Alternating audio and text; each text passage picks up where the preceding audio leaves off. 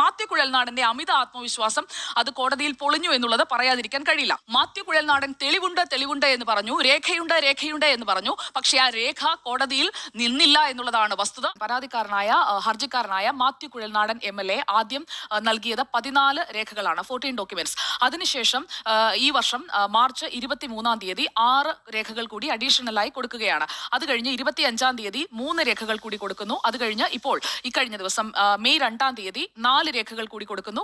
3-ാം തീയതി 1 രേഖ. അങ്ങനെ ആകെ നോക്കിക്കഴിഞ്ഞാൽ മാത്യു 28 രേഖ കൊടുത്തു. പക്ഷേ ആ 28 രേഖയും ഇതിൽ മാസപ്പടി വാങ്ങിയാണ് സേവനങ്ങൾ ചെയ്തു കൊടുത്തത് എന്ന മാത്യുവിന്റെ ആരോപണം തെളിയിക്കുന്നതിന് ബലമുള്ള ഒന്നുപോലും ഹാജരാക്കാൻ കഴിഞ്ഞില്ല എന്നുള്ളതാണ് ഇപ്പോൾ കോടതി ഉത്തരവോടെ വ്യക്തമായിരിക്കുന്നത്. അപ്പോൾ മാത്യു കുഴൽനാടൻ തന്നെയാണ് ഇനി പറയേണ്ടത്, രേഖയുണ്ട് എന്ന് പറഞ്ഞ് ജനത്തെ പറ്റിച്ചത് എന്തിനാണ്, അല്ലെങ്കിൽ ഇങ്ങനെയൊരു ആരോപണം ഇത്രയും കാലം നിലനിർത്തിക്കൊണ്ടു പോകുമ്പോൾ ആവശ്യമായ രേഖകൾ ഇല്ലാതിരുന്നത് എന്തുകൊണ്ടാണ് എന്ന് വിശദീകരിക്കേണ്ട ബാധ്യത മാത്യു കുഴൽനാടനാണ്. പിണറായി വിജയൻ, എക്സാലോജിക് എന്ന കമ്പനി, വീണ വിജയൻ, ഈ 3 പേർക്കുമെതിരെ ഉന്നയിച്ച ആരോപണങ്ങളിൽ കൃത്യമായി കാര്യങ്ങൾ കൊണ്ടുചെന്നെത്തിക്കാൻ മാത്യു കുഴൽനാടന് കഴിഞ്ഞിട്ടില്ല. ഇപ്പോൾ മാസപ്പടിയിൽ പന്ത് CPIM-ന്റെ കോർട്ടിലേക്ക്, മുഖ്യമന്ത്രിയുടെ കോർട്ടിലേക്ക് വന്നിരിക്കുകയാണ്. മാത്യുവിന്റെ ഈ ഹർജി മാത്യുവിനും കോൺഗ്രസിനും ഒരു സെൽഫ് ഗോളായി മാറി. ഒന്ന്, ഡിസാസ്റ്റർ മാനേജ്മെന്റിന്റെ മറവിൽ 2018-ലെ പ്രളയമാണ് അതിൽ കോട്ട് ചെയ്തിരിക്കുന്നത്.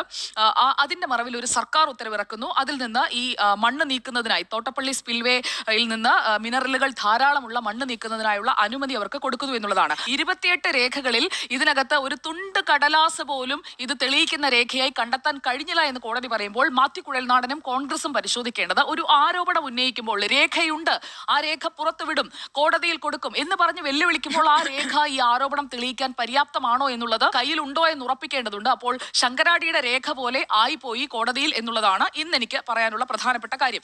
എന്ന് വെച്ച് ഇങ്ങനെ ഈ ഒരു അലിഗേഷൻ നിൽക്കുന്നതല്ല എന്ന അഭിപ്രായവും എനിക്കില്ല.